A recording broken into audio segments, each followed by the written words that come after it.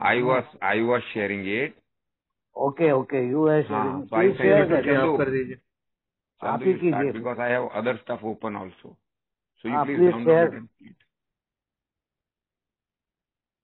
because it was shared on the.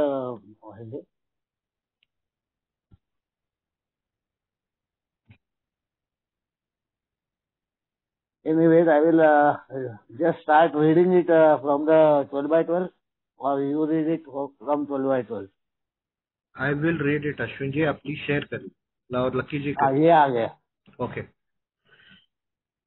Okay okay. Step, we admitted we were powerless over alcohol, that our lives had become unmanageable. Who cares to admit complete defeat? Practically no one, of course. Every natural instinct cries out against the idea of personal powerlessness. It is truly awful to admit that. Glass in hand, we have warped our minds into such an obsession for for destructive drinking that only an act of providence can remove it from us. No other kind of bankruptcy is like this one. Alcohol now became the rapacious creditor, bleeds us of all self-sufficiency and all will to resist its demands. Once its stark fact is accepted, a bankruptcy is as going human concerns is complete.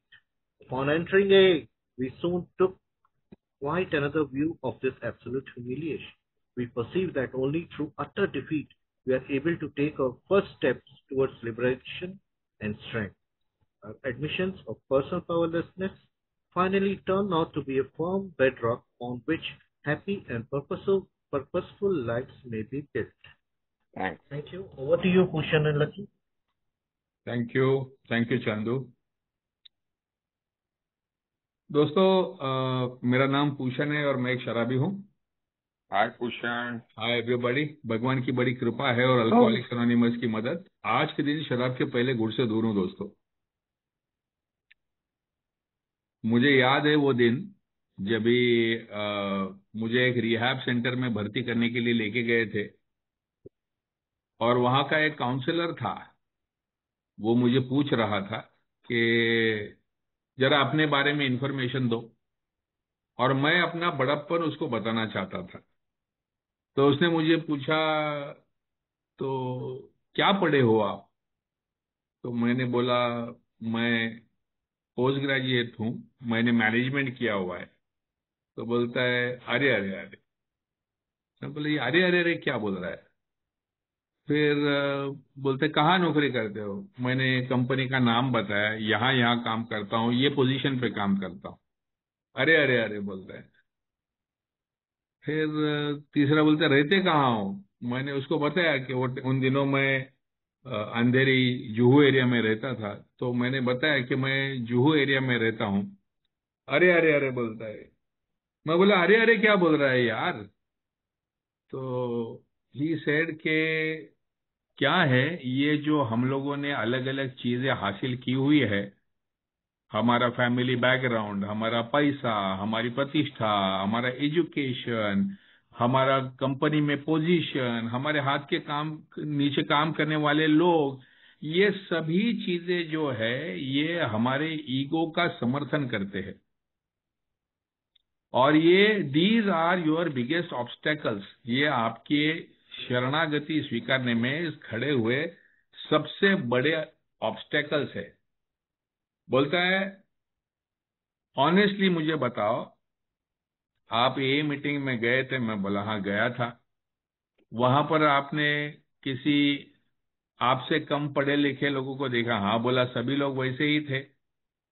फिर आपके मन में क्या ख्याल है? मैं बोला कि पहला ख्याल ये आया कि how can I fall so much, मैं इतना कैसे गिर सकता हूं कि मुझे यहां पर आके बैठना पड़ेगा और इन लोगों से सुनना पड़ेगा।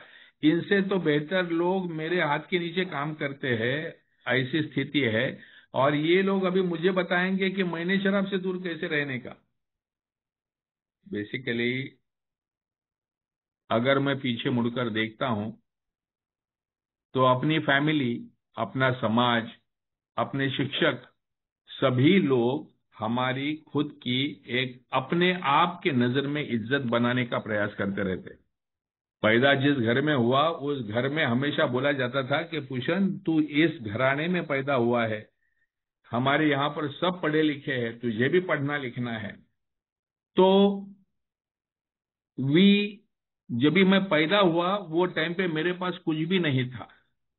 एक नए मार्केट में से खरीद कर लाए हुए लैपटॉप के जैसा था, और फिर उसके ऊपर संस्कार होते गए।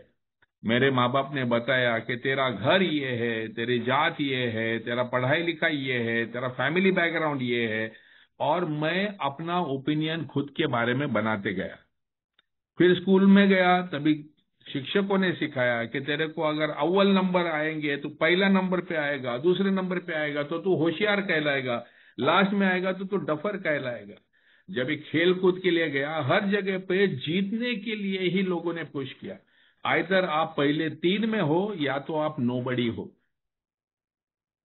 तो मेरा समाज, मेरे दोस्त, मेरी फैमिली, सब लोगों ने मेरे ईगो का ही समर्थन किया।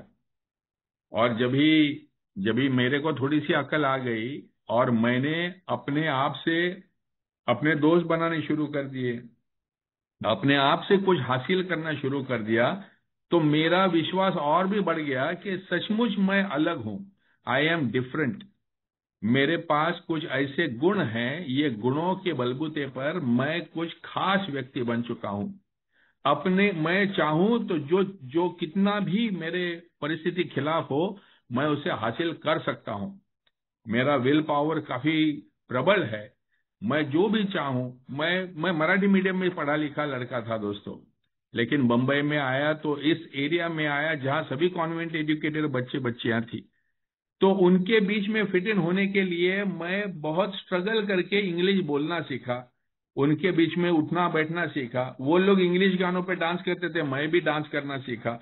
वो लोग इंग्लिश में हाय हेलो, उनका जो लाइफस्टाइल था वो वैसा का वैसा लाइफस्टाइल मैंने अपने आप को अडॉप्ट कर लिया दोस्तों। यानी मैंने हमेशा से ही विपरीत परिस्थिति के सामने अपनी मेहनत, अपनी लगन, अपनी इच्छा का इस्तेमाल करते हुए अपने आप को एक सक्सेसफुल युवा बनाया था। इसी बलबूते पर मैंने मेरा पोस्ट ग्रेजुएशन किया था।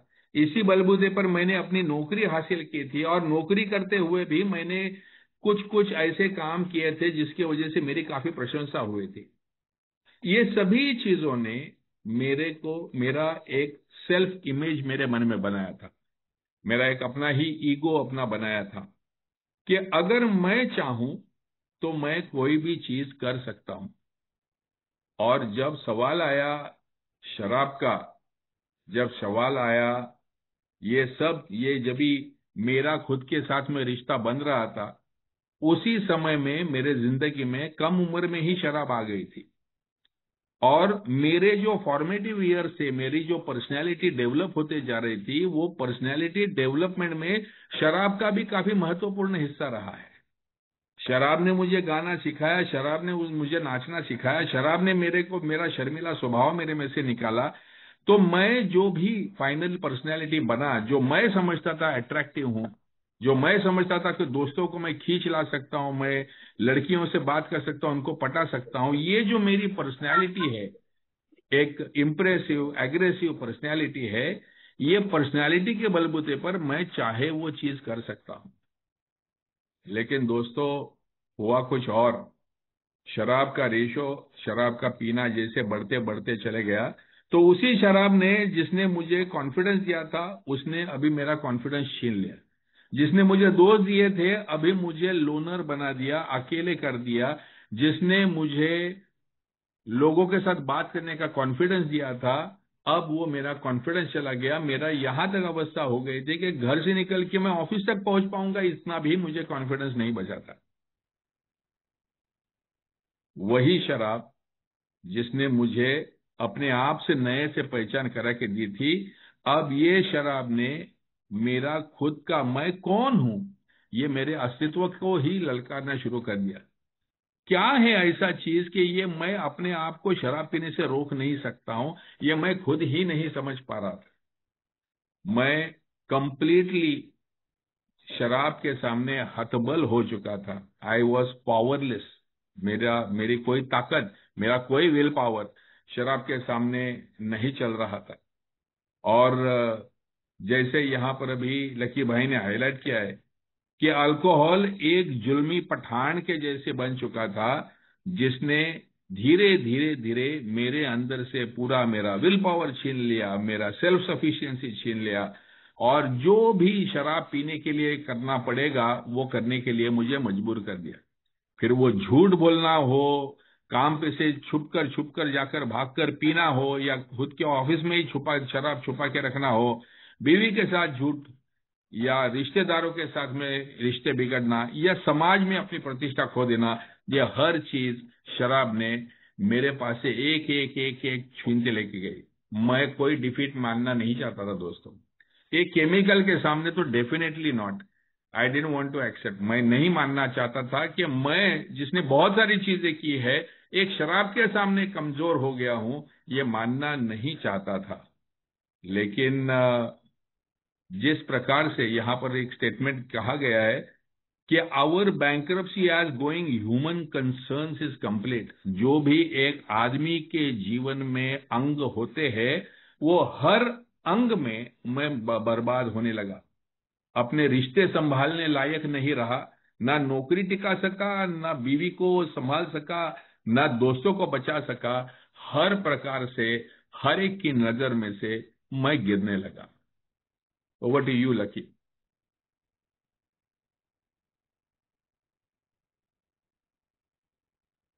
नमस्ते दोस्तों, मेरा नाम लकी, मैं एक शराबी हूँ। परमेश्वर कृपा लकी, अल्कोहलिक्स एनोनिमस का मार्गदर्शन। आज के दिन शराब के पहले घूंट से दूर हूँ। जब जब हम इस पहले कदम की बात करते हैं, और खास करके 12/12 में जब इस कदम को पढ़ते हैं, और बिल ने जो इसमें वो पराभव का और शराब ने मेरे जीवन से क्या छीना है और मुझे बदले में क्या दिया है, इसकी बात होती है, तो मुझे वो मेरे पहले दिन याद आ जाते हैं। मैं इस लाइन को मैंने इसके लिए हाईलाइट किया कि शराब एक निर्दयी लेनदार की तरह मेरे से मेरी आत्मनिर्भरता और मेरी इच्छाएं चूस रही थी, छीन रही थी। मुझे ना पहली बेटी होने वाली थी और मैं बड़ा खुश था, पीता मैं रोज था। और उसी खुशी में मैं जाके वो डॉक्टर को बोल के आया था, तो गायनेकोलॉजिस्ट को, कि जब मेरी बेटी होगी तो उसकी जो अम्बिलिकल कॉर्ड है वो काटने का मुझे काटना है। हाँ बोलती है, वेलकम, हम तुम्हारे को देंगे करने को। और जब पीता मैं रोज ही था और ढेर सारी पीता था। जिस दिन शाम को उसको पेन्स हुए मेरी पत्नी को, मैं खुशी में बैठे सोच रहा था, मन में ख्याल आया थोड़ी पी लूं, लेकिन मैं उसको, वो पहली बार बाप बनने का जो उत्साह था, एक खुशी थी, वो खुशी प्रबल थी। नहीं, आज नहीं पिएंगे, आज घर में कोई आने वाला है, नया मेहमान, मैं बाप बनने वाला हूँ, वगैरह वगैरह। ये सारी भावनाओं की कश्मकश में शराब मेरे जीवन में अभी एक निर्दयी लेनदार बन गई थी। लास्ट में 11 बजे तक मेरी पत्नी को कुछ पेन्स नहीं हुए, तो मैं सोचा अभी सुबह होंगे, चल एक पैक मारते सो जाते।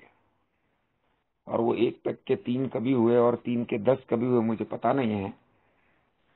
मुझे होश आई अगले दिन सुबह, जब मेरे वर्कशॉप में काम करने वाले लड़के ने आके मुझे जगाया और बोला, लकी भाई उठो उठो, तुम बाप बन गए हो, तुम्हारे घर में बेटी पैदा हुई है।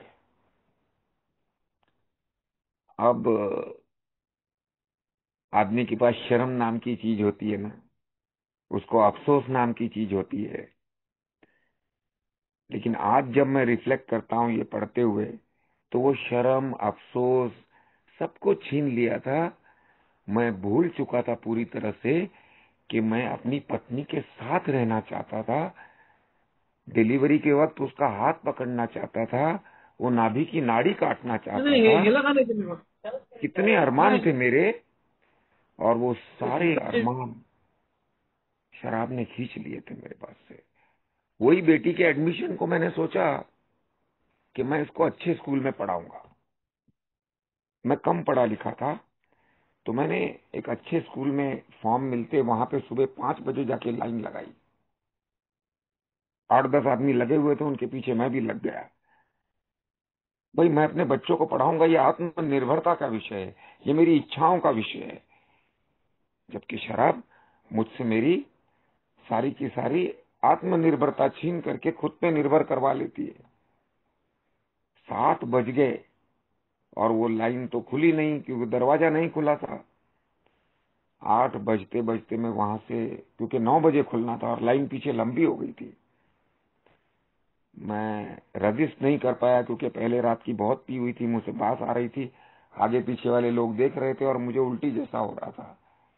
मैं टॉयलेट के बहाने घर की तरफ आया और आके मैंने थोड़ी सी पी, फिर थोड़ी सी पी, और जब तक मैं वापस गया तब तक 11 बज चुके थे और वो लाइन खत्म, सब खत्म। मेरे सपनों को छीन लेती है शराब। एक जुल्मी पठान जैसे पूषण ने कहा, हमारे बंबई में ये बड़ा फेमस टर्म है, कितनी इच्छाओं को, कुछ इच्छाएं बहुत मासूम थी, कुछ इच्छाएं बहुत प्रबल थी।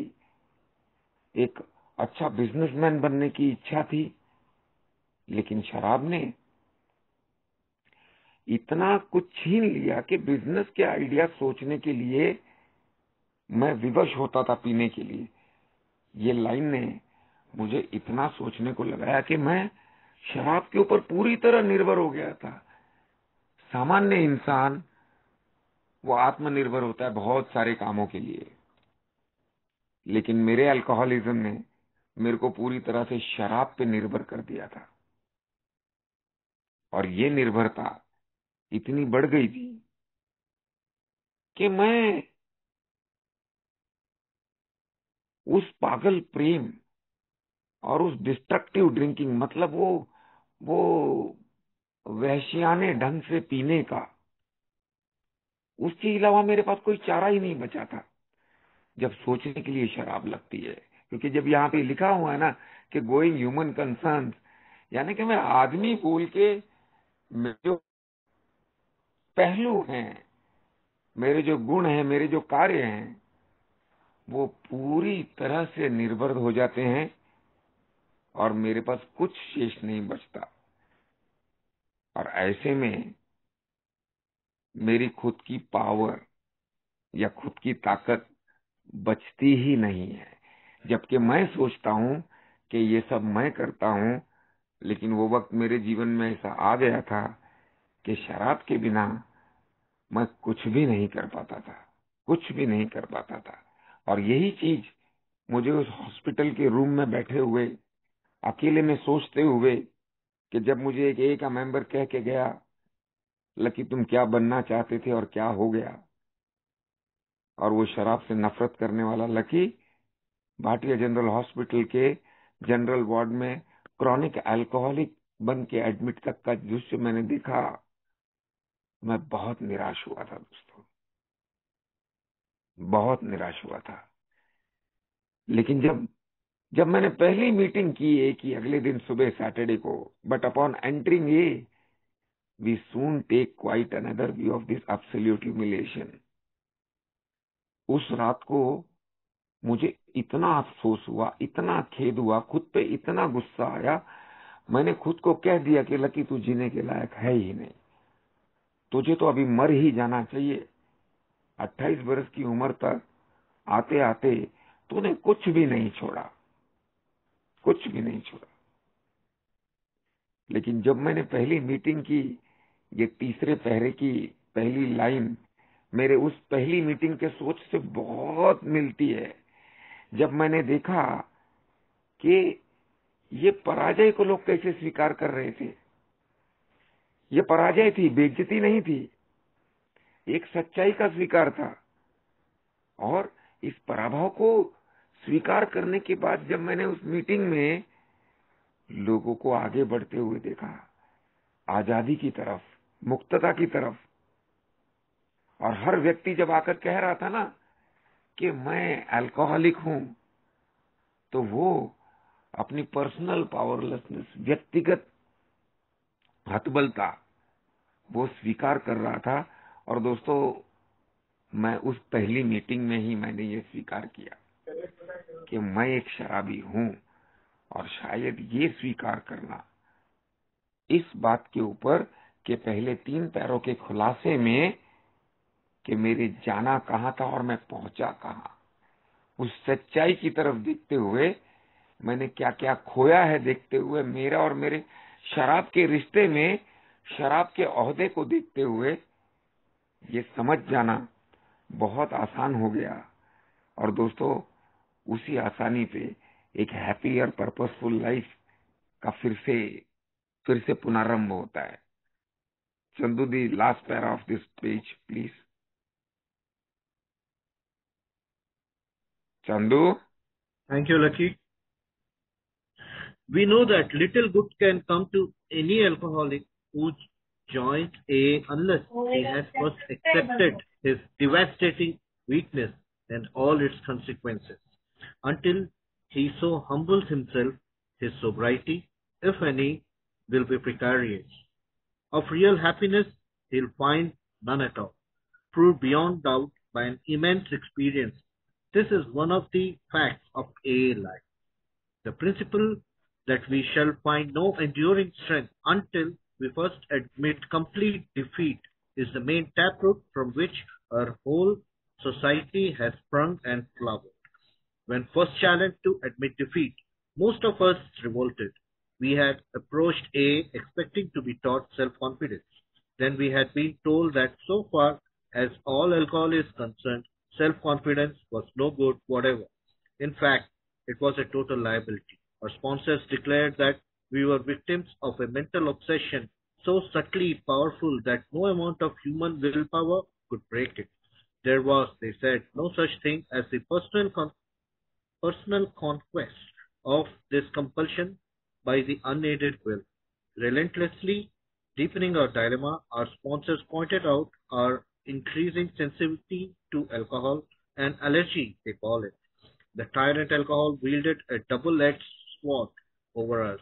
First, we were smitten by an insane urge that condemned us to go on drinking, and then by an allergy of the body that ensured we would ultimately destroy ourselves in the process. Few indeed were those who, so assailed, had ever won through in single-handed combat. It was statistical that fact that alcoholics almost never recovered on their own resources. And this had been true, apparently, ever since man had first crushed gates. ये line मेरी favorite. Thank you. Thank you, thank you. So lucky, मुझे याद है the feeling of shame जब भी पहली दफा मुझे एक मुलुंड के हॉस्पिटल में एडमिट किया हुआ था और एक हफ्ता भर लॉक एंड की में वहां पर पहले रखा। और मैं जहां नौकरी करता था, लोग हमेशा पूछते थे कि तेरे को हुआ क्या है। और मुझे बड़ी शर्म लगती थी कि मेरे शराब रोकने के लिए मुझे एडमिट करना पड़ रहा है। मैं अपनी शराब को रोक नहीं सकता हूँ, रुके हुए नहीं रह सकता हूँ, और एक दफा पीना चालू करता हूँ तो मुझे और पीनी पड़ती है। ये बात मैं लोगों को कह नहीं सकता था। तो जो बिल बात करता है अटर ह्यूमिलिएशन की, वो ह्यूमिलिएशन मुझे अभी भी याद है। जब भी एक रिहैब सेंटर में मुझे बाद में भर्ती होना पड़ा, उसके पहले की अवस्था बहुत गंभीर थी। नॉन स्टॉप पी रहा था, खाने पीने का शुद्ध नहीं था। बाथरूम के 3 फुट के डिस्टेंस पे मेरा बेड हुआ करता था, लेकिन बेड में से उतर के बाथरूम में जाने इतनी भी ताकत नहीं बचती थी। ऐसी गंभीर अवस्था में जब भी पहुंच गया और मैंने बोला कि भाई मुझे एडमिट करो, कहीं ना कहीं मुझे ऐसी जगह पे बंद करवा दो जहां से मैं चाहूं तो भी नहीं पी पाऊंगा, क्योंकि अभी मेरी खुद के ऊपर का विश्वास उठ गया था। मैं अपने आप की मदद कर पाऊंगा ऐसे मुझे लग नहीं रहा था। मुझे ऐसे लगता था कि मैं थोड़ा सा मेरा विलिंगनेस कम हो जाएगा तो मैं दोबारा उठूंगा और वापस ट्राई करने को चला जाऊंगा। And I didn't want to do that. तो मैंने अपने आप को एडमिट करवाने के लिए तैयारी की और मैं भर्ती हो गया। शुरुआत के दिन अपने आप के ऊपर ही गुस्सा था कि क्या हाल बना के रखा है साले, तू क्या बनने निकला था और क्या तेरा हाल हो गया है। दिसंबर का महीना था और ठंड थी उस साल, और सुबह 5:30 बजे उठ के मैं ठंडे पानी से नहलाता था, अपने आप को पनिश करता था, अपने आप को जगाना चाहता था कि this is what you deserve, ये तेरी लायकी यही है। फिर एक 4-6 दिनों में वो गुस्सा निकल गया और फिर एक डर सा आ गया। अरे बाप रे, तब तक शरीर में से शराब बाहर निकल चुकी थी और मैं तो रिहैब सेंटर के अंदर जाली में लॉक एंड की में बंद हो गया था। और 4 दिन के बाद मेरे में एक अननोन सा डर पैदा हो गया कि मैंने ये क्या कर लिया यार, कहाँ अपने आप को बंद कर लिया। तब तक इतना तो समझ में आ चुका था कि यहाँ आते तो आप किसी भी तरीके से हो, खुद की मर्जी या किसी और की मर्जी से, लेकिन बाहर तो यहीं से तभी निकलोगे जब इनकी मर्जी होगी। तो सडनली मेरे अंदर डर आ गया, हर चीज का डर लगने लगा। यार मैं जब बाहर निकलूंगा तब तक मेरी नौकरी गई होगी, मेरे पास पैसा नहीं होगा। मैं बाहर निकलूंगा तब तक शायद बीवी भी घर छोड़कर चली गई होगी, मेरा 1 साल का बच्चा था, शायद मेरे को बच्चे का मुंह भी देखने को नहीं मिलेगा। मैं बाहर निकलूंगा तो कोई दोस्त तो करीब लेगा नहीं, मेरे को घर में भी वापस जाने का रास्ता बचेगा कि नहीं, हर चीज का एक क्वेश्चन मार्क मन में था और मैं पूरी तरह से डर से ग्रस्त हो गया था। तो पहली जो एंगर की एनर्जी थी वो एंगर की एनर्जी निकल गई और अभी डर का डिप्रेशन आ गया। डर ने मेरे बदन की पूरी ताकत निकाल दी। मुझे उठने की भी इच्छा नहीं होती थी, मुझे कुछ बोलने की इच्छा नहीं होती थी। मैं कैसे अभी ये समय निकालूंगा, ये क्वेश्चन मार्क पर 24 घंटे मन में रहता था।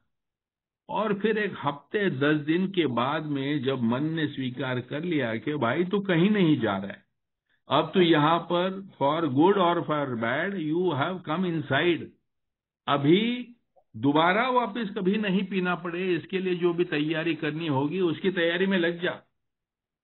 और उसके बाद में दोस्तों मेरे कान खुल गए, उसके बाद में मेरी बुद्धि खुल गई कि यहाँ पर क्या चल रहा है। नहीं तो इट वॉज ऑल अबाउट इसने ऐसा किया, उसने वैसा बोला, ये नहीं होता था तो वो नहीं होता था। आई वॉज फोकस्ड आउटसाइड, मैं पूरे ब्लेम जो दे रहा था, वो मेरा बॉस बुरा है, मेरी बीवी बुरी है, मेरा माँ बाप बुरा है, मेरा दोस्त लोग बुरा है, मेरा पूरा फोकस ऑन ब्लेमिंग अदर्स था। लेकिन 10-15 दिन के बाद में मुझे रियलाइज हुआ कि प्रॉब्लम तो मेरे भीतर था यार, प्रॉब्लम तो मेरे अंदर था कि एक दफा शराब पीना चालू करने के बाद में मैं रुक नहीं पाता हूं। और मैं खाली रुक नहीं पाता हूं इतना बात नहीं है, बल्कि मेरे मन में कितना भी शराब ने मुझे तकलीफ दिया होगा, फिर भी शराब के प्रति के जो अच्छी मेमोरीज है वही मेरे मन में रहती है और बार बार मैं वही मार खा खा के बार बार मैं पीने को चला जाता हूं। ये दोनों की जो कैची है, एक तरफ वो जो मानसिक खिंचाव और दूसरी तरफ ये शारीरिक कंपल्शन टू ड्रिंक, जो बिल डब्ल्यू कह रहा है यहाँ पर कि सम सॉर्ट ऑफ एलर्जी। हमारे स्पॉन्सर्स ने बताया कि भाई तेरे शरीर में कुछ बदलाव हो गया है। मुझे मेरे डॉक्टर ने बताया था कि भूषण तू ले इधर बैठ, अगर तेरे को बोलेगा कोई कि तू 2 बाटली छाछ पी तो तू पी सकेगा? तो मैं बोला प्रोबेबली 1-आध बाटली मैं मुश्किल से खत्म कर पाऊंगा। लेकिन बोला अगर मैंने 2 बाटली बियर की रखी तो मैं बोला वो 2 बाटली पी के मैं और 2 मांगूंगा। तो बोले तेरे शरीर में शराब को हजम करने की एक स्पेशल कैपेसिटी निर्माण हो गई है, तो अनलिमिटेड क्वांटिटीज ऑफ अल्कोहल तेरा शरीर प्रोसेस कर सकता है, डाइजेस्ट कर सकता है, बर्दाश्त कर सकता है। इतनी मात्रा में दूसरा कुछ भी फ्लूइड में तेरे शरीर में डालूंगा तो तू अंदर ले नहीं पाएगा, वॉमिट कर देगा। तो तेरे बॉडी में भी एक प्रायोरिटी ट्रैक हो गया है, तेरा शरीर को एक some sort of physical sensitivity हो गई टुवर्ड्स अल्कोहल, कि जब भी शराब और खाना भी अगर एक साथ में आता है तो शराब को पहला प्रायोरिटी मिलता है, खाना खाया नहीं खाया कोई फर्क नहीं पड़ता है। And coupled with mental obsession, दूसरी तरफ मन की ऐसी अवस्था कि कंटिन्यूअस पीने के ही विचार, कंटिन्यूअस पीने के विचार, और बगैर शराब के मैं टिक नहीं पाऊंगा, बगैर शराब के मैं सामना नहीं कर पाऊंगा, बगैर शराब के मुझे मुझे जिंदगी की बेसिक फंक्शंस पूरा करने के लिए भी मुझे शराब की जरूरत लग रही है। ये कंप्लीट भावनिक और मानसिक डिपेंडेंस शराब के ऊपर, ये दोनों की कैची की वजह से जो ये बता रहे थे कि मेरा विल पावर इसके ऊपर काम ही नहीं कर पाता था। मेरा डॉक्टर ने बहुत खूबसूरती से बताया था कि कैसे विल पावर काम करेगा पुष्पन। When the will is to drink, how will the will power work against it. अगर इच्छा ही पीने की हो तो न पीने के लिए इच्छा शक्ति कैसे काम करेगी। और वो जो पीने की इच्छा है वो इतनी प्रबल हो चुकी है कि थोड़े बहुत अगर न पीने के विचार आते भी है तो वो ये प्रबल विचार के सामने वो टिक नहीं पाते। तो कैसे वैसे मैंने सुबह से दोपहर तक या शाम तक समय निकाल भी लिया, तभी शाम होने के बाद में एक तो फिजिकल डिस्कम्फर्ट, हाथ पैर कांप रहे, और दूसरी तरफ मेंटल डिस्कम्फर्ट, मैं खुश नहीं हूं, मैं कंफर्टेबल नहीं हूं, मैं लोगों के साथ कनेक्ट नहीं कर पा रहा हूं, ये mental discomfort and seeking a spiritual reward. मेरे मन में एक ही है कि मैं शराब पीऊंगा और मेरे को शांतता महसूस होगी। तो ये जो ट्रैप है, ये ट्रैप में मैं इतना फंस गया था कि जो बिल डब्ल्यू कहते हैं ना, रिलेंटलेसली डीपनिंग आवर डिलेमा। धीरे धीरे धीरे मैं खुद ही नहीं समझ पा रहा था कि शराब मैं चॉइस से पी रहा हूं कि कंपल्सन से पी रहा हूं। शराब पीने से मुझे अच्छा लगता है कि मुझे बुरा लगता है। शराब से मेरा भला हो रहा है कि मेरा बुरा हो रहा है। शराब से मेरे रिश्ते बन रहे हैं कि मेरे रिश्ते टूट रहे हैं। हर चीज के बारे में कंफ्यूजन सा स्टेट हो गया था कि जो एक नॉर्मल लॉजिकल माइंडसेट जहां पर काम कर सकता है, वो लॉजिकल माइंडसेट ही काम नहीं कर सकता था। पूरी तरह से सेल्फ कॉन्फिडेंस की धज्जियां उड़ चुके थे दोस्तों। और ऐसी अवस्था में जब ही अपने आप को पूरी तरह से सरेंडर कर दिया, जब भी मैंने मान लिया कि मैं कंप्लीटली पावरलेस हूं, मेरा नहीं बस चलता यार, ये शराब के प्यास के सामने और ये ऑब्सेशन के सामने मेरा बस नहीं चलता है, ये जब मैंने बात मान ली, जो यहाँ पर बात करते हैं कि सरेंडर के ऊपर ही वो जो कंप्लीट, नहीं भाई मेरे से नहीं होता है, कोई आओ और मुझे मदद करो, मेरे को इसमें से बाहर निकालो, ये जब तक भाव नहीं आता है तब तक ये जो झगड़ा है ना शराब के साथ, उसमें से छुटकारा नहीं मिलता। एक सीनियर मेंबर हमेशा कहते थे, अरे पूषण, शराब ये महामाया है, तो जितना उलझेगा उतना फंसते जाएगा।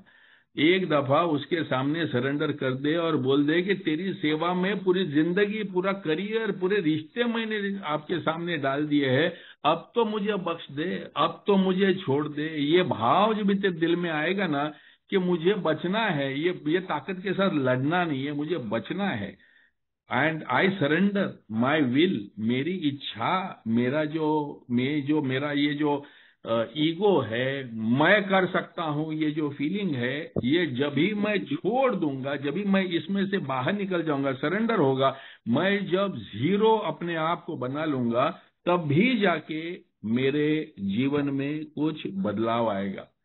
जैसे हमारे एक स्पिरिचुअल व्यक्ति हमेशा कहते थे कि only when you come to the zero, you come to that state where you have nothing else to lose and everything to gain. जब भी आप शून्य में पहुंचते हो तभी आप उस अवस्था में आते हो कि अभी खोने के लिए कुछ नहीं बचा है, अब जो भी है वो पाने के लिए ही बचा है। ये अवस्था प्राप्त हो जाती है। और ये जो सरेंडर है, बिल कहता है कि इस सरेंडर के बल पर ही पूरी सोवराइटी की इमारत खड़ी हो जाती है। तो ये surrender on a continual basis मुझे रखना, ये मेरे सामने इस कार्यक्रम का उद्देश्य रहेगा। Over to you Lucky. Sure sure, मैंने ये ऊपर का हाईलाइट किया भूषण। देखो कितना प्रोफाउंड स्टेटमेंट बिल अभी ये पिछले 15 सालों के अनुभव में उसको आया है कि वो तत्व के हम में से किसी को भी वो ताकत नहीं मिलेगी जब तक कि हम पूर्ण पराभव स्वीकार नहीं करेंगे। ये तत्व हमारे इस पूरे पेड़ का, हमारी इस पूरी अल्कोहलिक्स एनोनिमस सोसाइटी का मेन टैप रूट है। टैप रूट जो मुख्य जड़ होती है ना, जो सबसे मोटा तना, जो सबसे ज्यादा गहरा जमीन में जाता है, वो जिसको पानी मिलता है, वो तना, उसको टैप रूट बोलते हैं।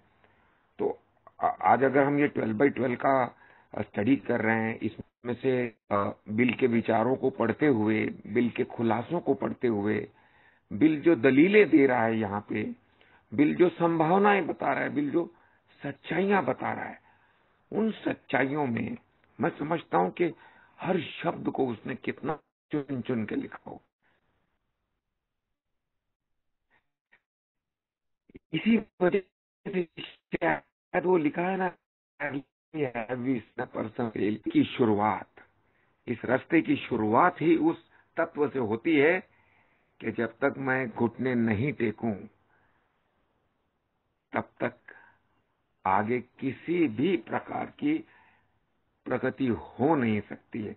और मैं इसको जैसे जैसे अपने अनुभव जोड़ते जाता हूं ना भूषण, कई जगह पे महसूस होता है मुझे, ये थोड़ी सी आवाज आ ही जाती है, मैं कर लूंगा। कई बार ऐसे मौके आए जहां शराब बंद हुई, और वो छोटे छोटे मौकों को, 2-4 दिनों को मैं पता नहीं बना कि जैसे मैं चाहूं जब भी छोड़ सकता हूं। मेरे पास वो इच्छा शक्ति है, मेरे पास वो ताकत है। और ऐसी ही दलीलें देते देते बिल लास्ट में जो ये लाइन लिखता है ना, जो चंदू की भी फेवरेट है, मेरी भी फेवरेट है, कि जब से इंसान ने अंगूरों को दबा के उसके रस को फर्मेंट करके, और पहली बार जब उनको वो 4 चक्कर आए ना उस वाइन में से, और उनमें से जब कुछ लोग हमारी तरह के हो गए, तभी से लेके आज तक कोई अकेले के दम पे इसमें से निकल नहीं पाया है। ये 2 धारी तलवार है, मन का ऑब्सेशन और बाद में शरीर की प्यास। कुछ ना कुछ तो चालू ही रहेगा, और इस चालू रहने को साइक्लिकल बोलते हैं हम, इसके लिए विशियस साइकिल।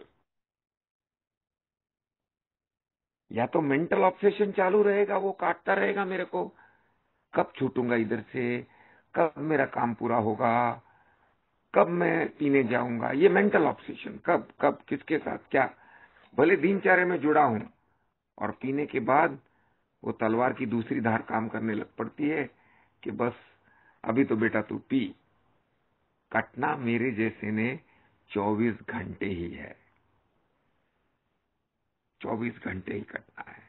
और ये जब आज अपने अनुभवों से देखता हूं, तो ये सारी सच्चाइयां समझ में आती हैं। और इसके आगे के पैरा में जब चंदू पढ़ेगा ना, तो बिल अभी वो शुरुआत की बात करना शुरू कर देता है। और शुरुआत की बात, over to you Chandu. Thank you. In AA's pioneering time, none but the most desperate cases could swallow and digest this unpalatable truth. Even these last gaspers often had difficulty in realizing how hopeless they actually were. But a few did, and when these laid hold of AA principles with all the fervor which the drowning sees life preserves, they almost invariably got there. That is why the first edition of the book Alcoholics Anonymous, published when our membership was small, dealt with low bottom cases only. Many less desperate alcoholics tried AA but did not succeed because they could not make the admission of hopelessness. It is a tremendous satisfaction to record that in the following years this changed. Alcoholics who still had their health, their families, their jobs, and even 2 cars in their garage began to recognize their alcoholism. As this trend grew, they were joined by young people who were scarcely more than potential alcoholics. They were spared that last 10 or 15 years of literal hell the rest of us had gone through. Since step 1 requires an admission that our lives had become unmanageable, how could people such as these take this step? It was obviously necessary to raise the bottom the rest of us had hit, to the point where it would hit them. By going back in our own drinking histories, we could show that years before we realized it, we were out of control, that our drinking, even when was more mere habit, that it has indeed the beginning of a fatal progression. To the doubters, we could say, perhaps you're not an alcoholic after all. Why don't you try some more controlled drinking? Bearing in mind, meanwhile, that we have had told you about alcoholism, this attitude brought immediate and practical results. It was then discovered that when one alcoholic had planted in the mind of another the true nature of this malady, that person could never be the same again. Following every spree, he would say to himself, maybe those A's were right.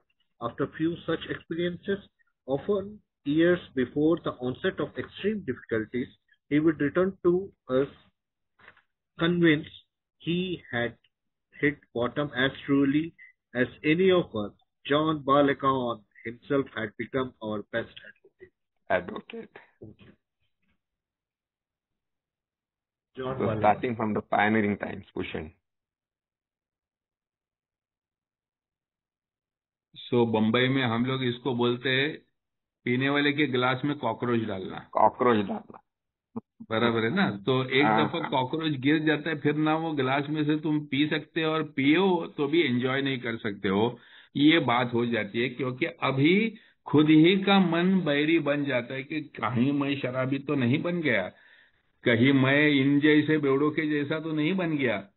तो ये जैसे हम लोग ने preface study किया और introduction ये किताब की जब भी हम लोग पढ़ रहे थे लकी, तभी हम लोगों ने बात किया कि जब भी 1939 में जब भी बिग बुक अपनी बुक अल्कोहलिक्स एनोनिमस पब्लिश हुई, वो टाइम पे जो स्टोरीज थी, वो टाइम पे जो फोकस था, वो पूरी तरह से रॉक बॉटम अल्कोहलिक्स के ऊपर था, जो पूरी तरह से बर्बाद होकर आए हुए हैं। लेकिन आगे वाले 6 सालों में बिल डब्ल्यू ने देखा कि कई प्रकार के लोग आ रहे हैं, younger people, more aware people, more educated people, more well to do people, ये सब लोग आ रहे हैं। अभी इनको कैसे क्या अपना रॉक बॉटम एडमिट कराए, ये हमेशा से ही चैलेंज रहा था। और यहाँ पर हम लोग देखते हैं कि ये जो स्विच है, जो कि रेजिंग द बॉटम का जो कॉन्सेप्ट है, उसके बारे में बिल डब्ल्यू बात करता है।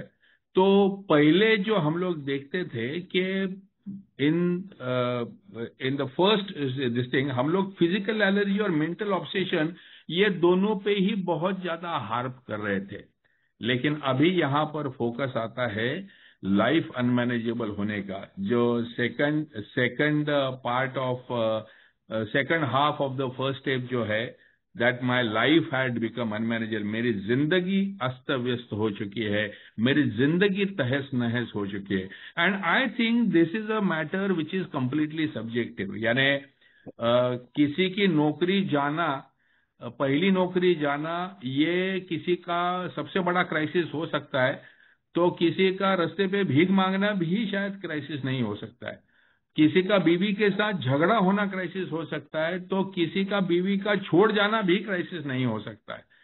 तो जब ही ये डायमेंशन पे आते हैं कि आपकी जिंदगी अस्त व्यस्त या अनबेरेबल अगर हो रही है, शराब पीने के वजह से खुशी कम और तकलीफ ज्यादा अगर होने लगी है, तो शायद आपने अपने आप को अल्कोहलिक मान लेना चाहिए। और वहां पर बिल डब्ल्यू क्लियरली ये गाइडलाइन देता है कि अगर कोई यंगस्टर ऐसे है जो बोलते हैं कि उनको श्योरिटी नहीं है कि वो अभी तक शराबी बन चुके हैं या नहीं, तो हम उनको कैंडिड सजेशन देते हैं, भाई तो अभी भी कुछ थोड़ा सा कंट्रोल ड्रिंकिंग करने का कोशिश करके देख।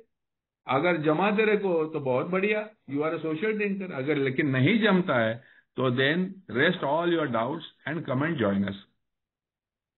तो कई बार हम लोगों ने अल्कोहलिक्स एनोनिमस में ऐसी केसेस देखी हुई है, लकी तूने, मैंने, हमने बहुत दफा देखी हुई है, जो लोग आते हैं कहीं से कहा सुना सुनकर जानने के लिए कि ए मेरे लिए है क्या, और फिर यहाँ आने के बाद में उनको लगता है नहीं यार ये तो तुम बहुत ही, मतलब मेरे को इसमें से कुछ भी नहीं हुआ है, मैं तो हफ्ते की 1 क्वार्टर के ऊपर भी नहीं पीता हूँ, वगैरह वगैरह। People who will put their will gauge their alcoholism, अपनी बीमारी को अपनी सिम्टम्स के भरोसे वो जांच लेते हैं और फिर वो चले भी जाते हैं, और शायद कुछ 8-8, 10-10 साल तक वापस आते भी नहीं है। लेकिन जब भी कभी उनके जीवन में वो अस्त व्यस्तता वाली बात बढ़ जाती है, जो जो अनमैनेजेबिलिटी वाली बात बढ़ जाती है, तो उनको पता रहता है दोबारा मुड़ कर कि भाई अगर इस स्लाइड पे से फिसल कर आप नीचे तक पूरी तरह से आपको घिसना नहीं है, तो बेहतर यही है कि when the sliding is going down, तभी उसमें से उतर कर अपने आप को रोक कर बाहर आ सके। What do you? ये मेरे को चंदू याद आ गया, भूषण। चंदू जब भी नया नया आया था, चंदू, यू रिमेम्बर ना? चंदू, यस लक्की जी, यस अभी यस यस। यहाँ पे मेरे को तेरा भी एक्सपीरियंस लगेगा। अच्छा, इसमें दो तीन चीजें हैं जो जो मैं इस पैराग्राफ में पॉइंट आउट करना चाहता हूँ। जैसे अपूषण ने कहा और जो हमने इतिहास में पढ़ा है, ये जो लास्ट गैस्पर का मतलब होता है आखिरी सांस लेने वाले। तो शुरुआत की हमारी रिकवरी थी ना, वो सारी की सारी ऐसी ही थी, जो कि बस लिवर सिरोसिस हुआ पड़ा है, हॉस्पिटल में एडमिट है महीनों से, कोई पूछने वाला नहीं, और जिंदगी के आखिरी सांसें गिन रहे हैं, ऐसे लोग थे। लेकिन वक्त के बाद में जब ऐसे लोग आने लगे कि जो अभी जिनका शायद वो हालत 15 साल 10 साल पीने के बाद होना था,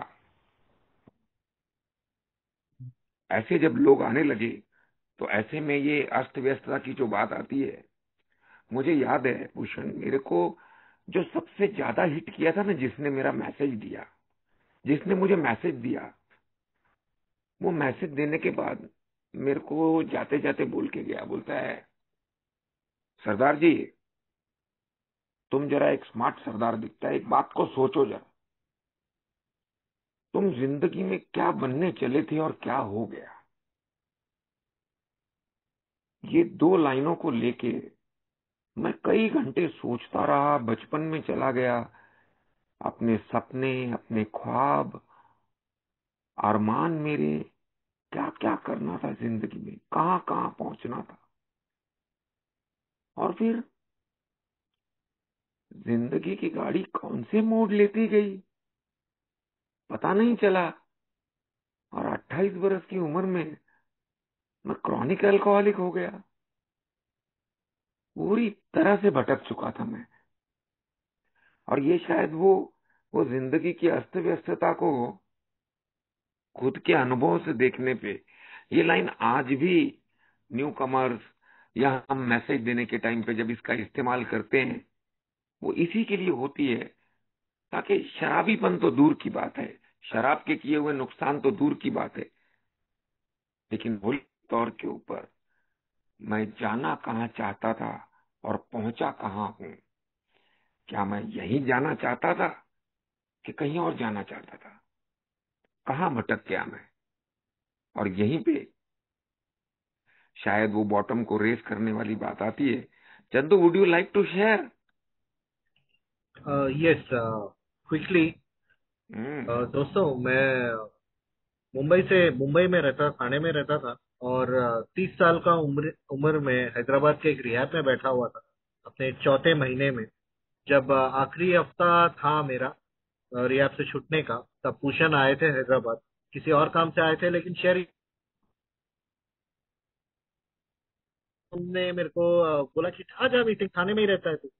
और 2011 था, 11 का बात है ये। तो फिर मैं रिवाइवर ग्रुप में आने लगा और मीटिंग करने लगा दोस्तों। लेकिन मुझे करीब 6 साल लगे, in out in out in out करते। हर बार ये प्रूव करना चाह रहा था कि शायद शायद मैं पी सकता हूँ दूसरे लोगों की तरह, लेकिन नहीं हो पाया दोस्तों। और फिर 2017 में ईश्वर की कृपा से बेंगलोर में मैं सोबर हुआ। दूसरे मेंबर्स की काफी मदद रही उसमें। और आज मैं 8 साल का बर्थडे मना चुका हूँ दोस्तों। धन्यवाद। मुझे थैंक यू याद है चंदू। लकी, पुराने समय में जो मेंबर्स रहते थे, ओल्ड टाइमर्स, मैं नया नया था और वर्सोवा की मीटिंग में जाता था, अंधेरी में रहता था, वर्सोवा की मीटिंग में जाता था या फोर बंगलो मार्केट की मीटिंग में जाता था।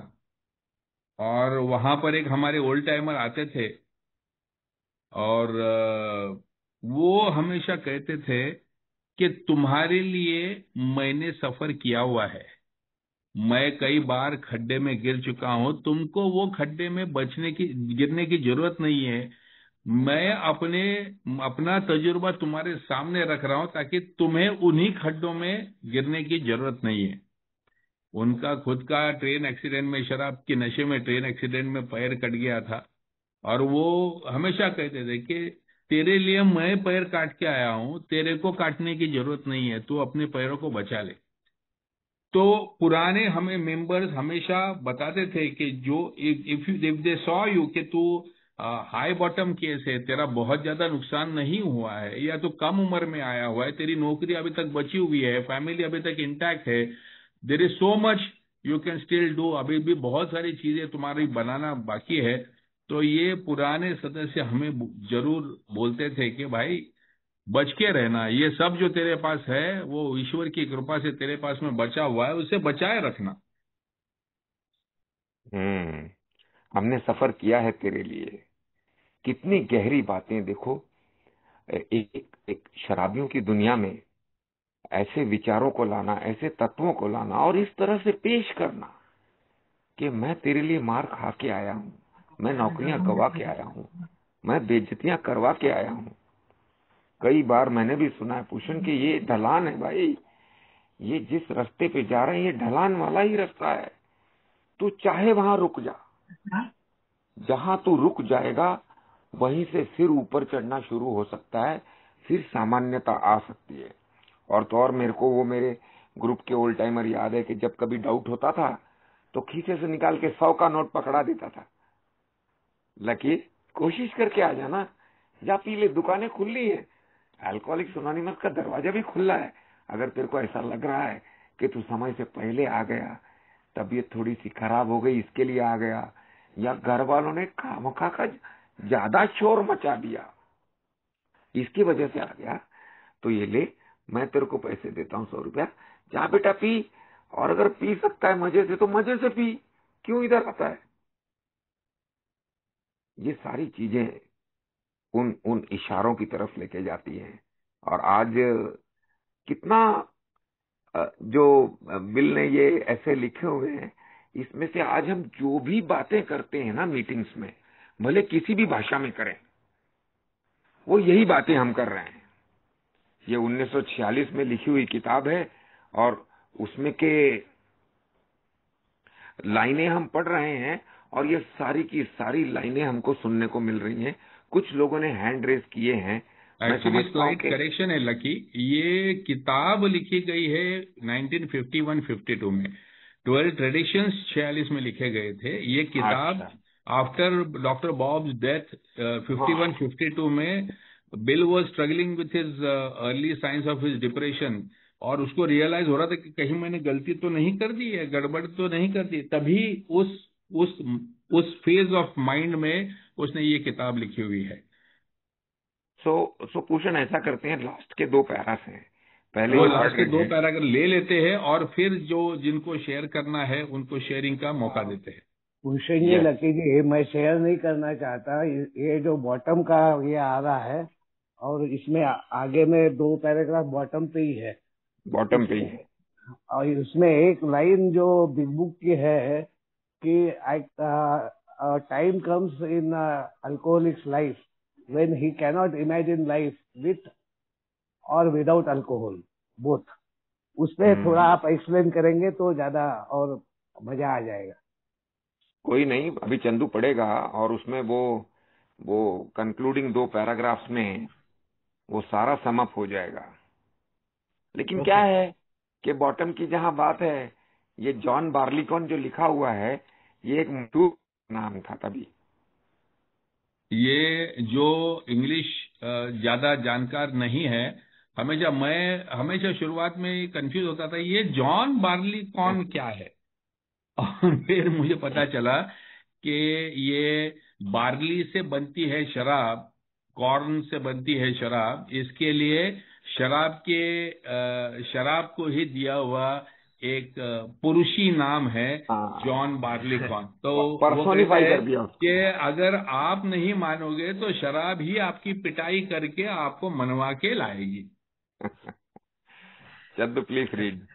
Okay, like basically whiskey बनती है barley से. Okay. Why all this insistence that every AA must hit bottom first? The answer is that few people will sincerely try to practice the AA program unless they have hit bottom. For practicing AA's remaining 11 steps means the adoption of attitudes and actions that almost no alcoholic who's still drinking can dream of taking. Who wishes to be rigorously honest and tolerant? Who wants to confess his faults to another and make restitution for harm done? Who cares anything about a higher power, let alone meditation and prayer? Who wants to sacrifice time and energy in trying to carry a message to the next sufferer? No. The average alcoholic, self-centered in the extreme, doesn't care for this prospect, unless he has to do these things in order to stay alive himself. Under the lash of alcoholism, we are driven to A, and there we discover the fatal nature of our situation. Then and only then do we become as open-minded to conviction and as willing to listen as the dying can be. We stand steady to do anything. Obsession from us. Thank you.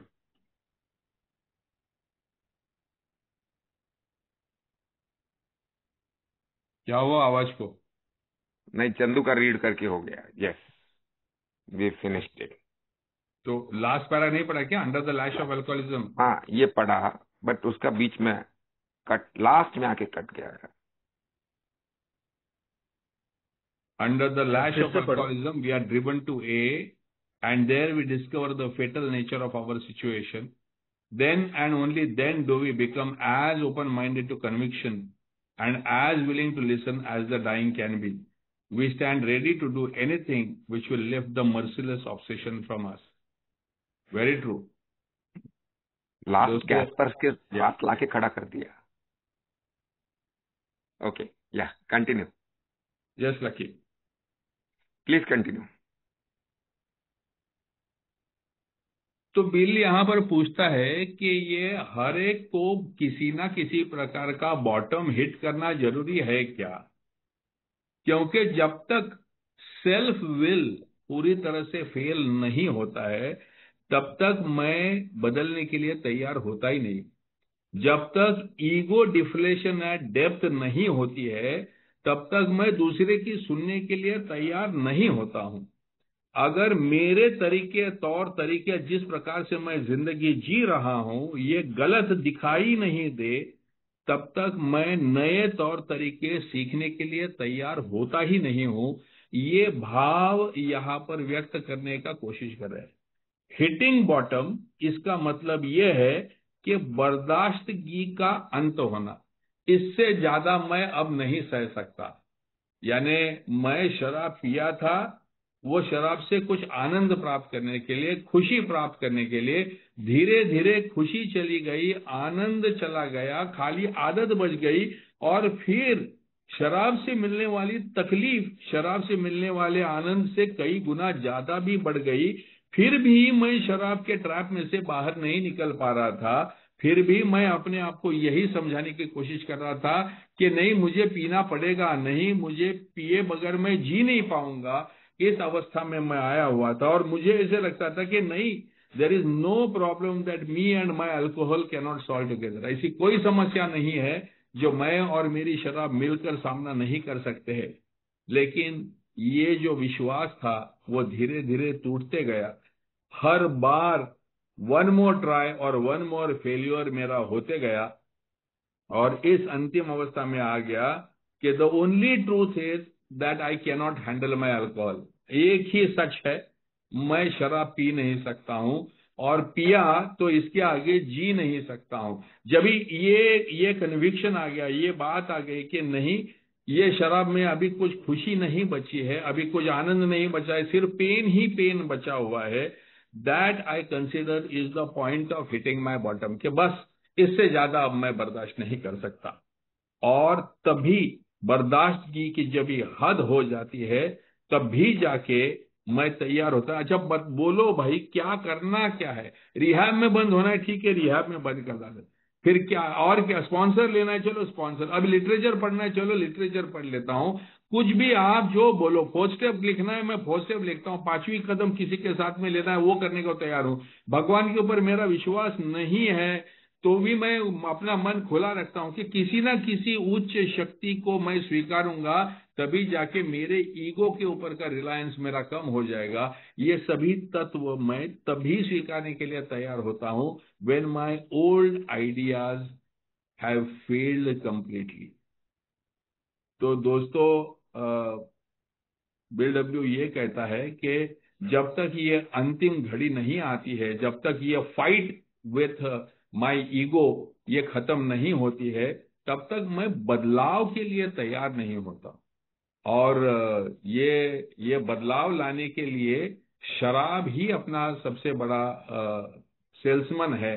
वो कहता है under the lashes of alcohol, शराब के फटके खा खा के हमें एए की तरफ आना पड़ा है, और ये हमारा जो पागलपन या मौत वाला जो आखिरी जो सामना है, इसको हमको स्वीकारना पड़ा हुआ है।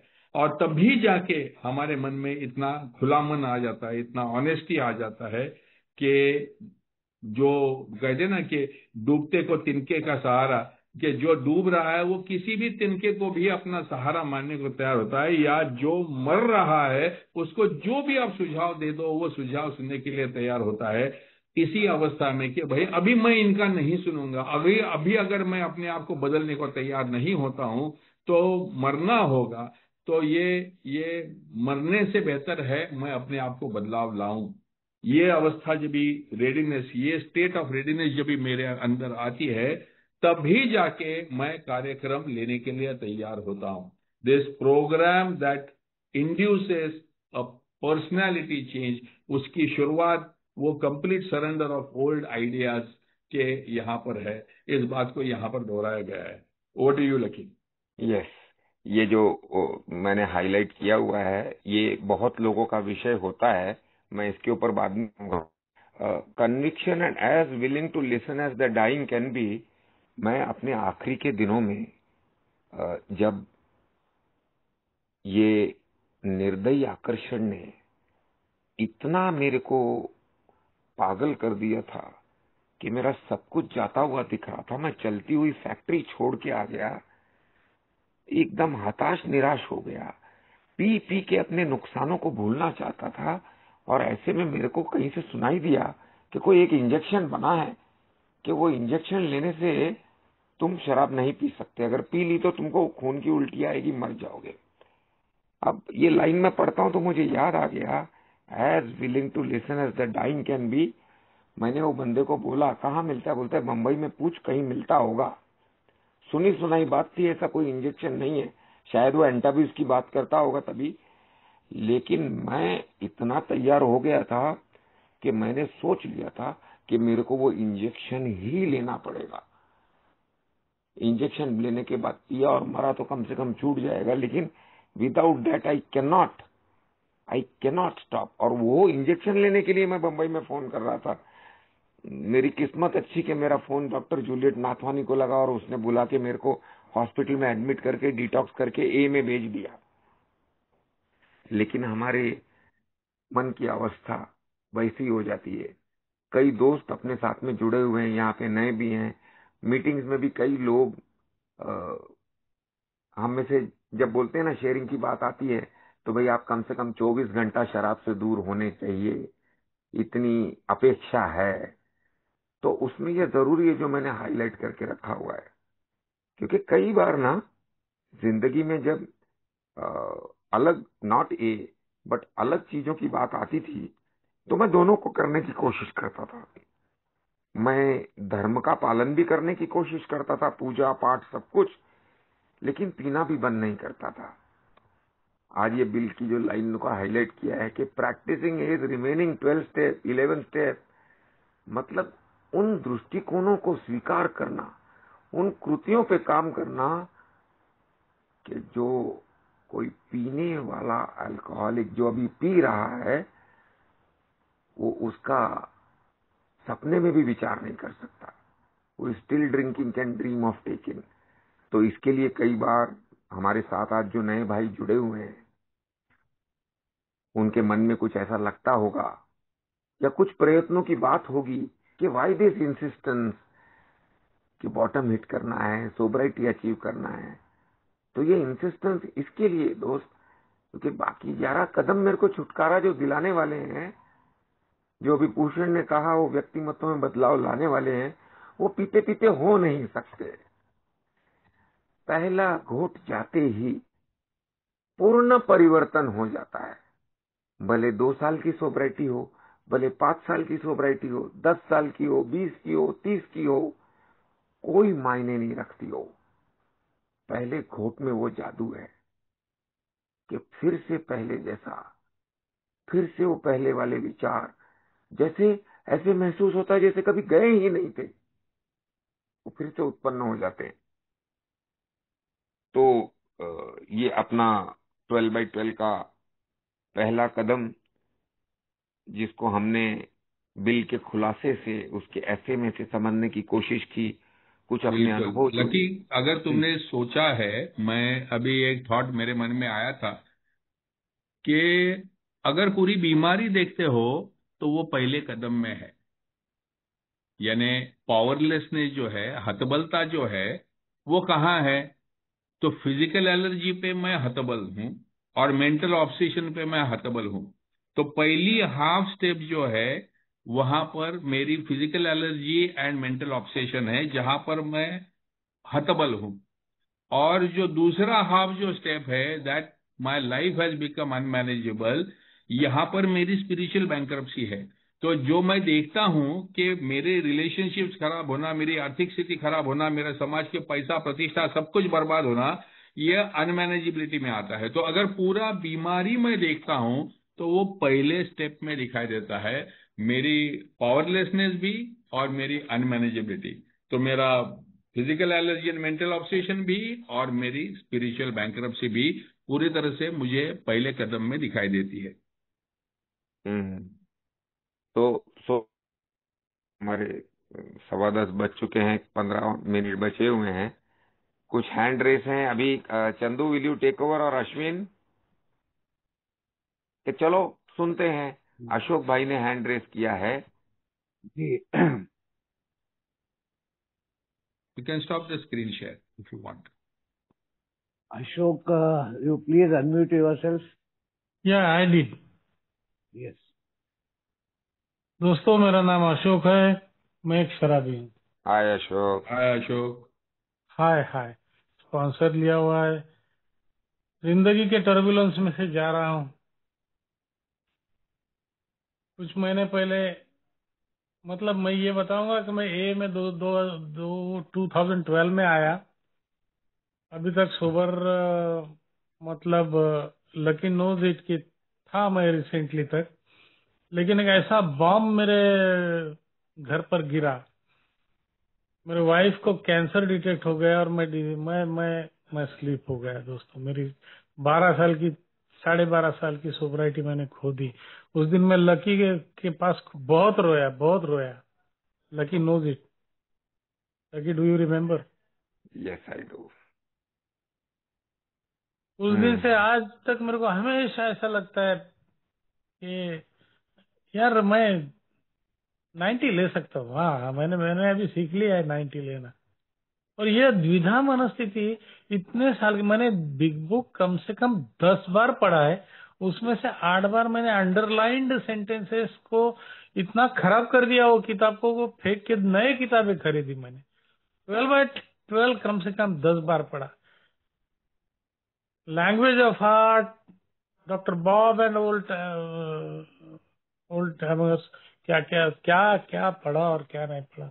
लेकिन ये सब वाइफ की बीमारी की वजह से मैं खुद को रोक नहीं सकता। मुझे बहुत रिग्रेट होता है कि मैंने सोबराइटी खोई है। लेकिन मैं एक एनकरेजमेंट लिया हूँ आज लकी से कि वो 10 साल की सोबराइटी हो, 5 साल की हो, 4 साल की हो, 15 साल की हो, कोई मायने नहीं रखती। आज का दिन मैं नहीं पिया हूँ। One day at A time I am learning. Now I am 71 years old and one day at a time I have to go for the next 29 years. ऐसा मेरा आई एम होपफुल। मजाक की बात और है। तो ठीक है दोस्तों, मैं सोबर हूँ आज के दिन, और इस मुझे बोलने की ये दी। बहुत अच्छी आज की फ्रूटफुल मीटिंग रही। बहुत अच्छे नैरेटिव्स जो है मेरे, बहुत अच्छी बातें जो मैं पुराने जमाने में मैं खुद लोगों को पढ़ाता था, बताता था, भागता था 12 स्टेप करने के लिए, छोटे से आदमी से बड़े आदमी के घर तक जाता था, लोगों को समझाता था बिग बुक क्या है। आज मुझे उसका पूरा मतलब अच्छा लगा ये सब सुनकर। Thank you so much. Bhushan इससे जी, लकी जी, ये Pradeep from Pune having some problem, अभी भी अल्कोहल का कुछ प्रॉब्लम है। प्रदीप, आपका नंबर डाल दीजिए प्रदीप जी। जो भी ऐसा कोई व्यक्ति है कि जो प्रॉब्लम फेस कर रहा है, प्लीज आप अपने चैट बॉक्स में अपने नंबर्स भी डालिए, so that we can contact you afterwards. और दूसरा, ये एक बात जो है मेरे जिंदगी की भी, इतनी ही मैं बोलूंगा कि जो शब्द है, an act of providence can remove it from us. और providence is I am getting alcoholics anonymous. कुछ प्लीज। सवाल है तो ले लेते हैं अश्विन, हाँ जी, और एक हैंड रेस था। सवाल ले लेते हैं। हाँ, आनंद। आनंद प्लीज अनम्यूट योरसेल्फ। आनंद, और थोड़ा शॉर्ट और precise. Good evening, everyone. Hi, I'm an alcoholic. My name is Anand. Hi Anand. Hi, Lucky. मेरा प्रश्न ये था कि अभी जो लास्ट शेरर थे उनके अनुभव के साथ ही रिलेटेड मेरा भी अनुभव है। मैं भूषण से या आपसे, दोनों में से किसी से भी मैं ये पूछना चाहता हूँ, जैसे द नेक्स्ट फ्रंटियर जो आर्टिकल लिखा था बिल डब्ल्यू ने, राइट, इमोशनल सोब्राइटी के बारे में, मुझे ऐसा लगता है कि हम लोग जब ए में आते आते काफी समय बिता लेते हैं, तो किन्हीं जगहों पे हम लोग इमोशनली स्टक हो जाते हैं। उसके बारे में अगर कुछ प्रकाश डाले तो।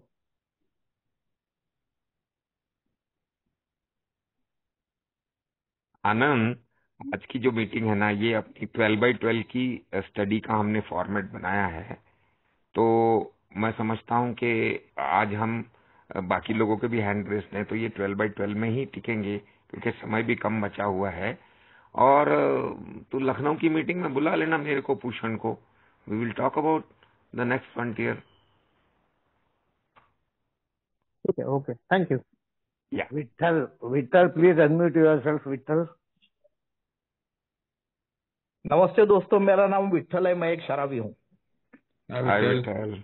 हाँ, मैं खाली यही पूछना चाहता था कि हमारा जो ये हमारे रिवाइवर समूह ने जो एक सेल्फ रियलाइजेशन का एक क्वेश्चनियर बनाया था, और जो हम हर बार करते हैं, वो फर्स्ट स्टेप से ही अगर संबंधित है, तो क्या हम उसके ऊपर थोड़ा बहुत प्रकाश डालें तो अच्छा रहेगा। इतना ही पूछना था, बाकी कुछ नहीं।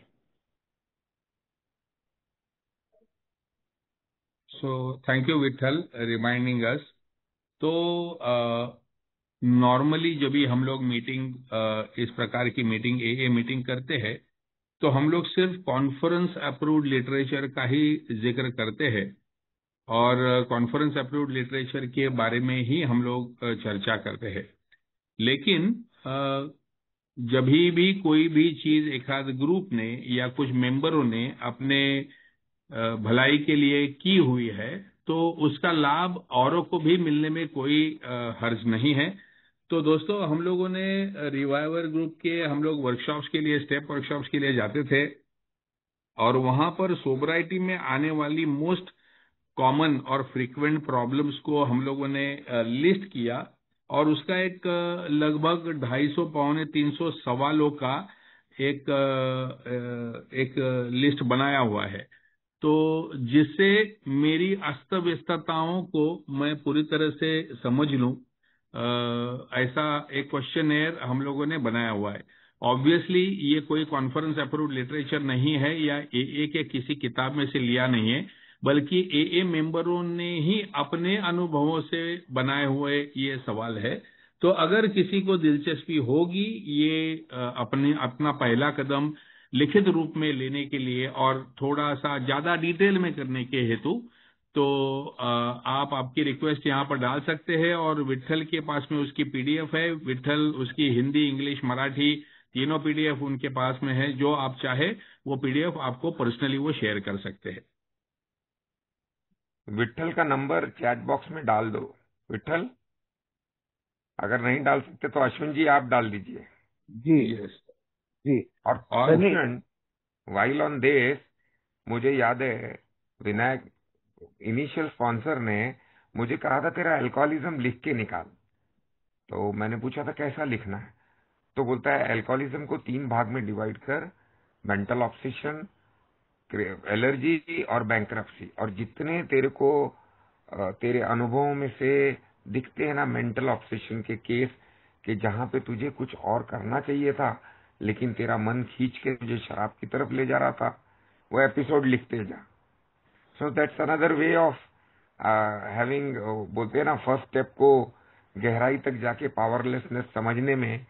अगर आप ऐसे भी अनुभव लिखना चाहो कि कहाँ कहाँ मेरा मानसिक आकर्षण इतना बढ़ गया कि दूसरे आकर्षण कम होते गए, कहाँ कहाँ मेरी क्रेविंग ने मेरे को इच्छा के विरुद्ध पीने को लगाया, और कहाँ कहाँ मेरा नैतिक अदन पदन होता गया। तो यस सनी। और मैंने मेरा नंबर डाल दिया है। Pradeep, I will contact you, और जिनको भी ये क्वेश्चनरी चाहिए है वो कृपया मुझे मैसेज कर दे, मैं उनको फॉरवर्ड कर दूंगा। जी सनी।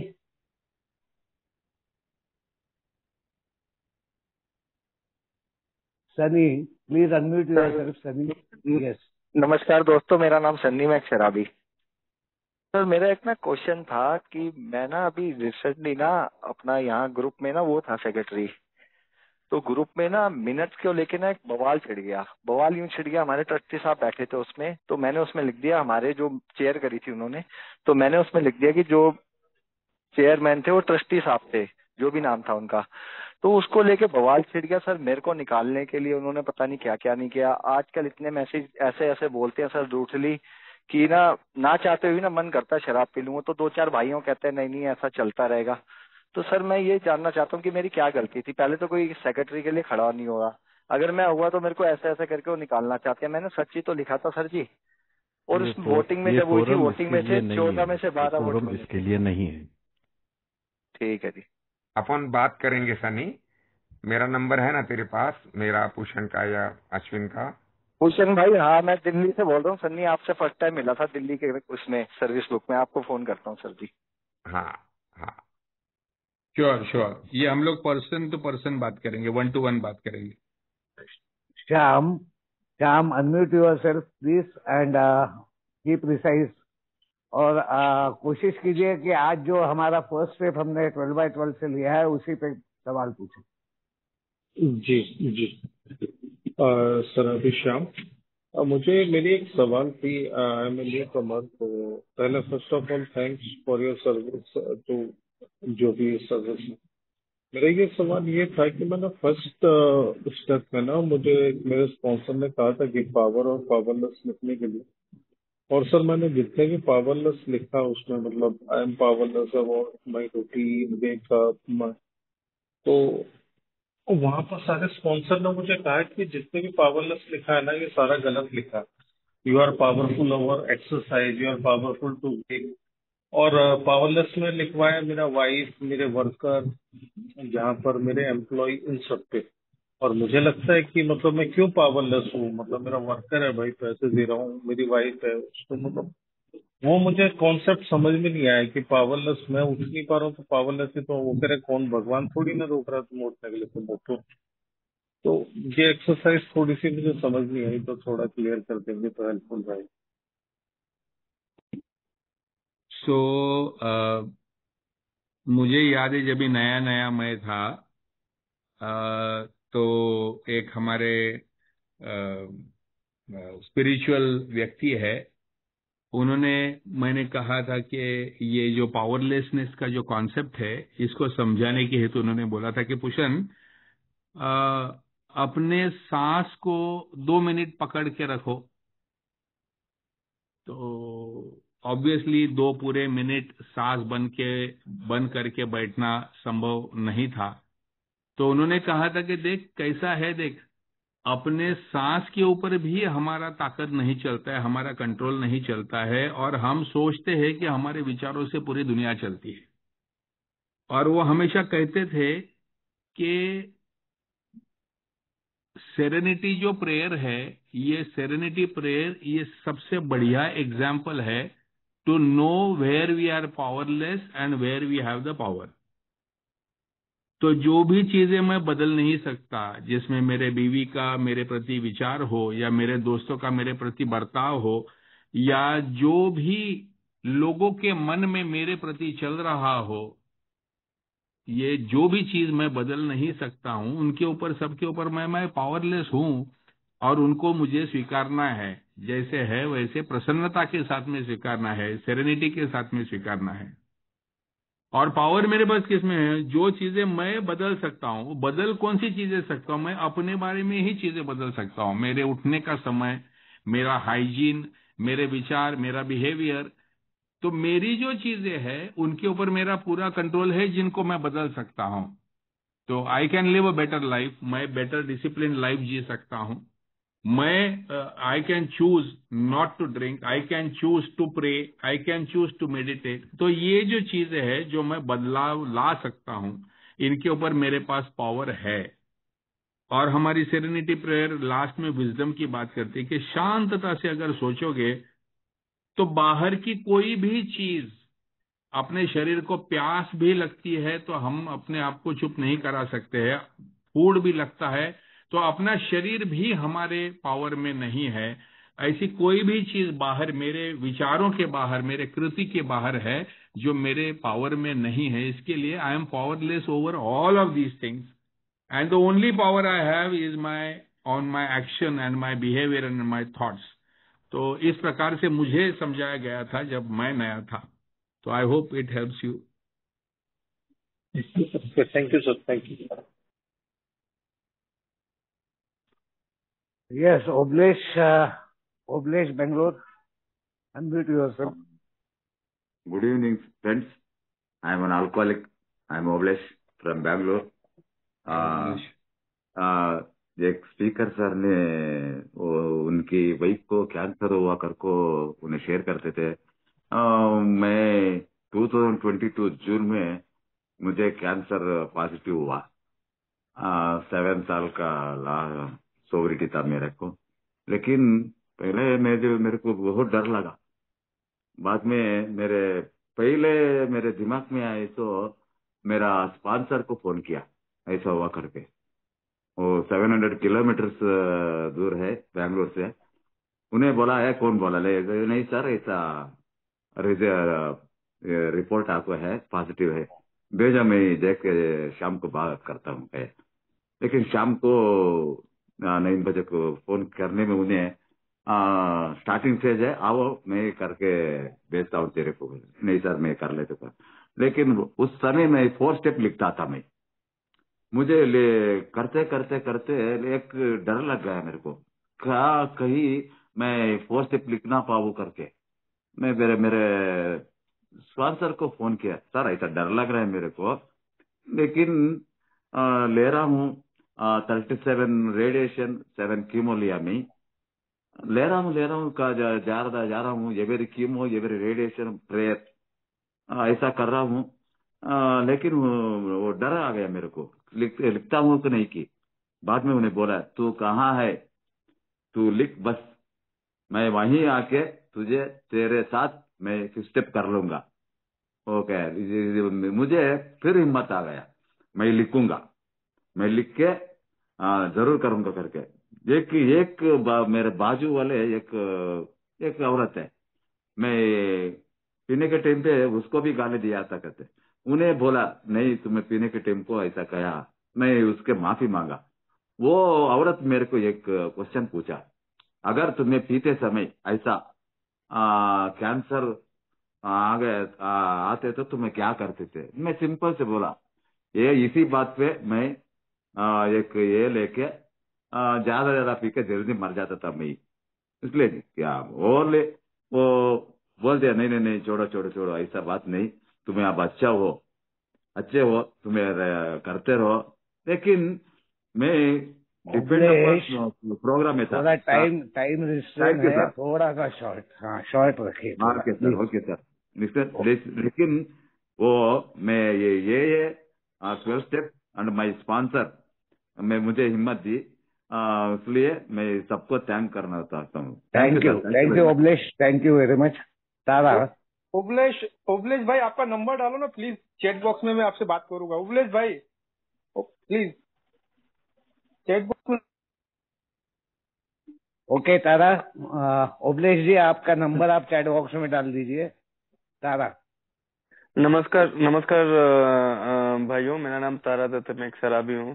सर, जो आपने अभी लक्की सर और भूषण सर ने जो समझाया है स्टेप 1 के ऊपर जो बताया है, वो सब कुछ पूरा समझ में आ गया है सर। लेकिन एक सवाल यह है कि मतलब मिलता जुलता मेरा भी कहानी बिल्कुल ऐसा ही है, मेरे साथ भी कुछ ऐसा ही हुआ है, लगभग 90-95% ऐसा ही हुआ है। तो इस पे कुछ लिखना भी है क्या? स्टेप 4 जो 1 से है उसके लिए भी कुछ लिखना है क्या?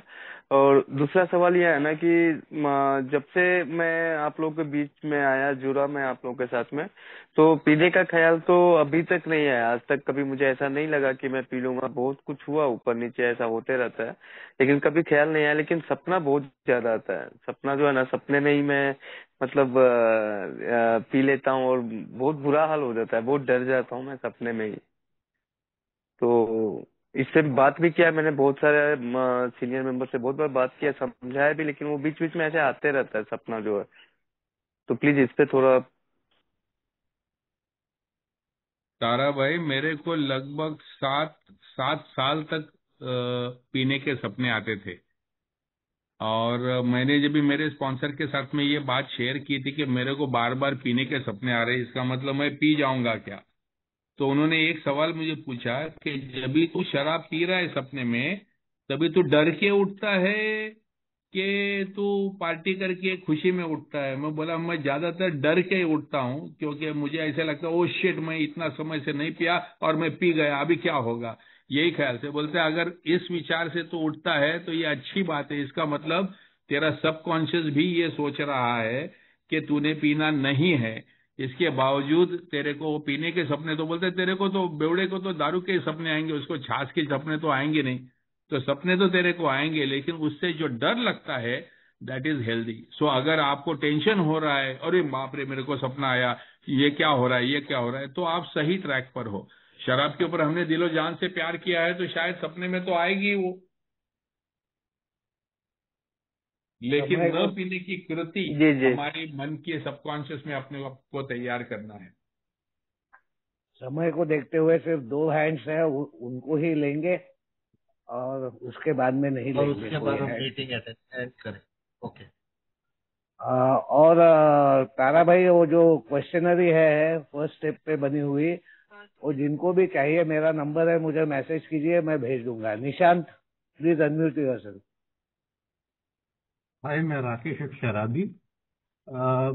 मेरा एक क्वेश्चन ये है कि जो पहला अपना स्टेप जिसमें हम बोलते हैं पावरलेसनेस और अनमैनेजेबिलिटी, तो बिल साहब ने या किसी ने भी इसको 2 स्टेप में नहीं डाला। तो वेदर दिस पावरलेसनेस और अनमैनेजेबिलिटी गोज हैंड इन हैंड, और कि ये हमको एक समान ही ट्रीट करना है? मतलब कि मैं इन दोनों को अलग अलग सॉल्व करूं, अलग अलग काम करूं, कि एक साथ ही काम करूं? तो पावरलेसनेस के ऊपर तो काम होता नहीं है, काम तो अनमैनेजेबिलिटी पे ही होता है।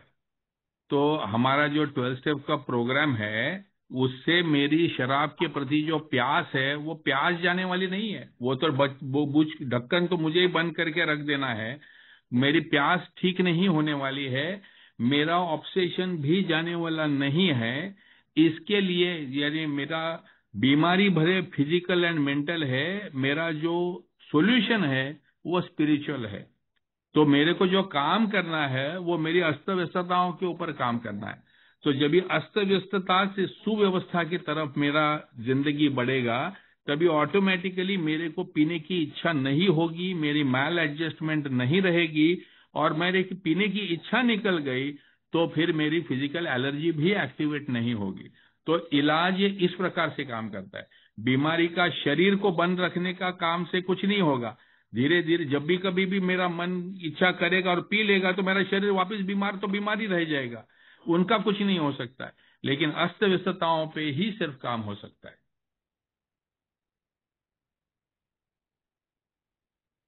जी भूषण जी आपको थैंक यू। नमस्कार दोस्तों, मेरा नाम भूषण है, मैं शराबी हूँ, शराब नहीं पिए। मेरा केवल एक सजेशन था कि इंडिविजुअल भेजने से अच्छा जो पीडीएफ है आपका, अगर वो सिर्फ ग्रुप में डाल दे, रिवाइवल ग्रुप जो बनाया है अपन ने, अगर उसमें कर दे तो सभी को मिल जाएगा, जिसको चाहिए वो ले लेगा। That's all, thank you. Right we will हम लोग वहां पे डाल देंगे, जिनको चाहिए वो ले सकते हैं। So thank you very much Chandu. Okay दोस्तों, धन्यवाद। हम सेरेनिटी प्रेयर लेते हैं वी वर्जन पे और मीटिंग समाप्त करते हैं, और हम फिर से मिलेंगे अगले शुक्रवार को रात को 9 बजे इसी मीटिंग पर। जी ग्रुप में हम लिंक भी डाल देंगे और वो ये भी दे देंगे, क्वेश्चनरी भी दे देंगे। ओके, रिकॉर्डिंग और रिकॉर्डिंग भी। Yes, grant us serenity. Grant us serenity. We cannot change.